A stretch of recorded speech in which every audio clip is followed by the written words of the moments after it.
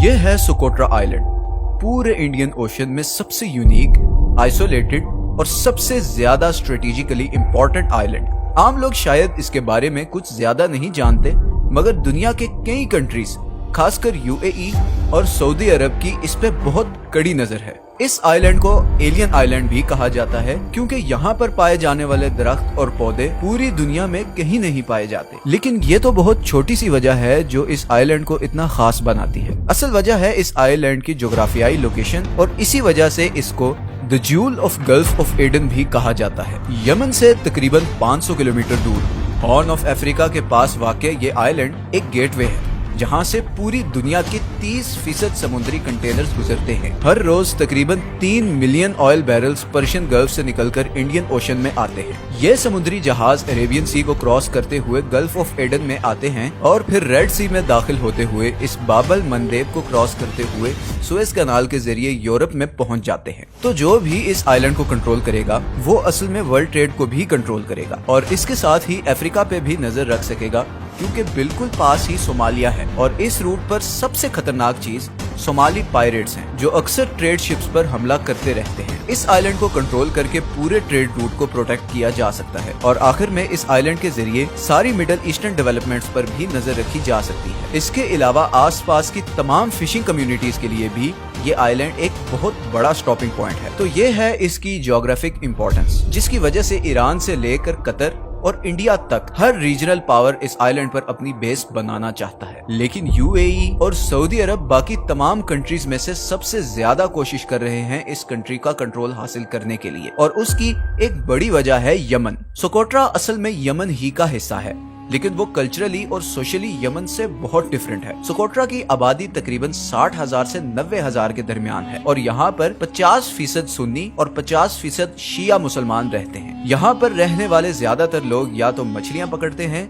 या फिर खजूर की काश्त करते हैं। बदकिस्मती से कुदरती हुस्न से माला माल ये आइलैंड पिछले कुछ सालों से उस सिविल वॉर का हिस्सा बन चुका है जिसने पूरे यमन को तबाह करके रख दिया है। यमन की सिविल वॉर की बात करें तो इसकी शुरुआत तब हुई जब 2014 में हुकूमत मुखालिफ शिया ग्रुप अंसार अल्लाह ने यमन के कैपिटल सन्ना पर कब्जा कर लिया और प्राइम मिनिस्टर मोहम्मद बासिंदवा को रिजाइन करने पर मजबूर कर दिया। ये अंसार अल्लाह असल में वही ग्रुप है जिन्हें यमनी होसी बागी भी कहा जाता है। यमन वॉर एक बहुत ही कॉम्प्लेक्स टॉपिक है। ये एक प्रॉक्सी वॉर है। सादे अल्फाज में बात करें तो इस कॉन्फ्लिक्ट की असल डोरियां पर्दे के पीछे मौजूद कुछ और कंट्रीज के हाथ में है। एक तरफ अमेरिका और गल्फ कंट्रीज हैं जो प्रेसिडेंट हादी को सपोर्ट करते हैं, और दूसरी तरफ ईरान है जो होसी बागियों को सपोर्ट करता है। यमन एक ऐसी प्रॉक्सी वॉर की आग में जल रहा है जहां पे दुनिया की सुपर पावर्स अपने मकसद के लिए उसकी जमीन और लोगों का इस्तेमाल कर रहे हैं। इस टॉपिक पर हम फ्यूचर में एक वीडियो भी बनाएंगे। फिलहाल वापस आते हैं सोकोट्रा आइलैंड पे। तो सऊदी अरब और यूएई की सोकोट्रा को हासिल करने की एक वजह तो ये है कि वो होसी बागियों पर नजर रख सकेंगे, क्योंकि अभी रिसेंटली यूएई पर कुछ मिसाइल अटैक्स हुए थे जिनकी रिस्पॉन्सिबिलिटी इन्हीं होसी बागियों ने क्लेम की थी। तो यहाँ बैठकर यूएई बहुत आराम से ऐसे किसी भी अटैक को नाकाम बना सकता है, बल्कि इवन अगर इन होसी बागियों पर उसे मिसाइल अटैक भी करना पड़े तो यूएई के मुकाबले में यहाँ से हमला करना काफी आसान होगा। लेकिन ये सारी स्टोरी अब और भी इंटरेस्टिंग होने जा रही है। 2015 में सोकोट्रा आइलैंड में एक बहुत बड़ा तूफान आया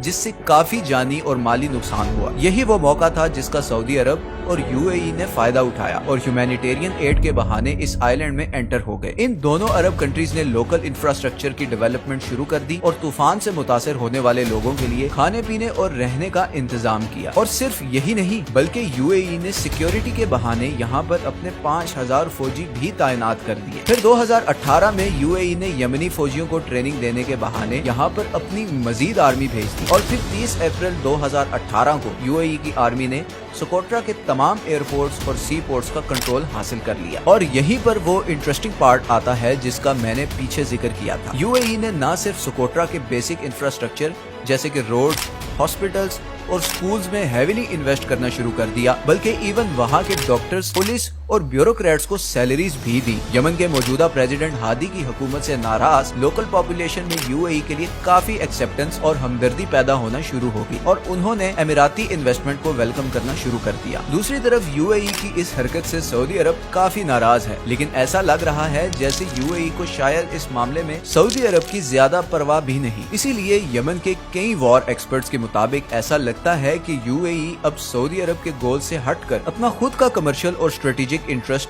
देख रहा है। और इसी बात का सबूत ये है कि यूएई ने यमन के पास मौजूद तमाम चोक पॉइंट्स पर अपना इन्फ्लुएंस बढ़ाना शुरू कर दिया है। यूएई ने बाबल मंदेब स्ट्रेट के पास मौजूद इस आइलैंड पर अपनी एक एयर बेस भी बनाई है ताकि न सिर्फ पायरेट्स बल्कि इस रूट पर आने वाली तमाम ईरानी शिप्स पर भी नजर रख सके। दूसरी ही तरफ कुछ अनवेरिफाइड रिपोर्ट्स के मुताबिक इसराइल और यूएई मिलकर सोकोट्रा आइलैंड पर एक इंटेलिजेंस बेस बनाने का भी प्लान कर रहे हैं। सोकोट्रा का गवर्नर माहरुस पहले ही यूएई की इस इन्वॉल्वमेंट के खिलाफ काफी कुछ कह चुका है, क्योंकि उसके मुताबिक लोकल्स की सपोर्ट हासिल करके यूएई अपना अगला प्लान एग्जीक्यूट करना चाहता है और वो है इस आइलैंड को एक टूरिस्ट स्पॉट के तौर पर इस्तेमाल करना। तो सादा अल्फाज में यूएई सोकोट्रा आइलैंड को दूसरा दुबई बनाना चाहता है। यह खूबसूरत आइलैंड टूरिज्म के लिए एक परफेक्ट स्पॉट है। यहाँ की यूनिक जियोग्राफी बहुत ज्यादा टूरिज्म अट्रैक्ट कर सकती है। कई अमीराती कंपनीज ऑलरेडी हदीबो और अबू धाबी के दरमियान वीकली फ्लाइट्स भी ऑपरेट कर रही हैं। अपने इसी प्लान को पूरा करने के लिए बड़ी बड़ी अमीराती कंपनीज ने पहले ही इस आइलैंड के नेशनल पार्क में 5 स्टार रिजॉर्ट्स बनाने की तैयारी शुरू कर दी है। बल्कि कुछ ऐसी फुटेजेस भी सामने आई हैं जिसमें यह देखा जा सकता है कि इस आइलैंड के ये यूनिक दरख्त यहाँ से उखाड़ कर दुबई ले जाए जा रहे हैं और वो वक्त शायद इतना दूर नहीं जब यूएई पब्लिकली